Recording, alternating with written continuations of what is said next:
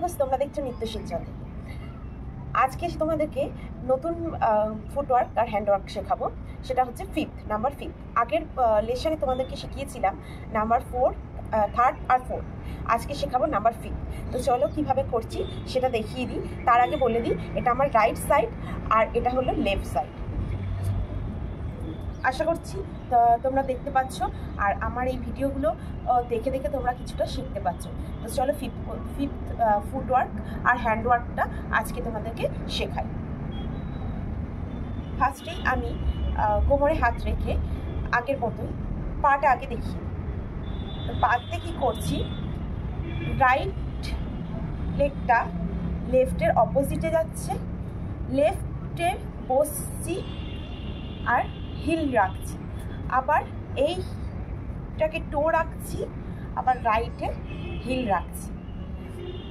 তো এটা হলো 1 2 3 4 5-এ কী করবো, জাম্প, টোয়ের উপরে জাম্প।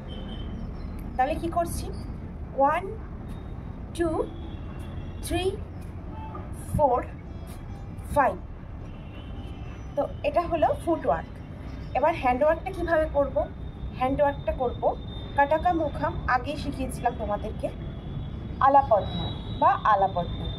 যখন আমি লেফটের অপোজিটে রাইট পা রাখছি, তখন আমার লেফট সাইডে হাত তুলছি।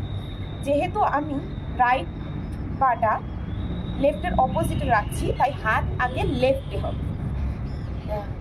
এটা হলো ফিফথ পজিশনের একটা নিয়ম। মানে হচ্ছে ফিফথ পজিশনটা আমি কীভাবে করছি, যেহেতু আমি রাইটটাকে লেফটে নিয়ে যাচ্ছি, তখন আমার হাত খুলছে লেফটে। যখন আমি লেফটটাকে রাইটে নিয়ে যাচ্ছি, তখন আমার হাত খুলছে রাইট। কী করছি, 1 2 3 4 5 1 2 3 4 5। লেফটে কীভাবে যাচ্ছি, 1 2 3 4 5। আর যখন আমি 2 করছি 4 করছি, তখন কিন্তু একটু বসছি আমি, এটা তো সামথিং বসবো। 1 2, তখন আমি লেফটে বেন্ড হচ্ছি, আবার যখন লেফটে করছি রাইট সাইডে একটু বেন্ড হচ্ছি। ছিল এইটুকু বিষয় তোমাদেরকে শেখানো।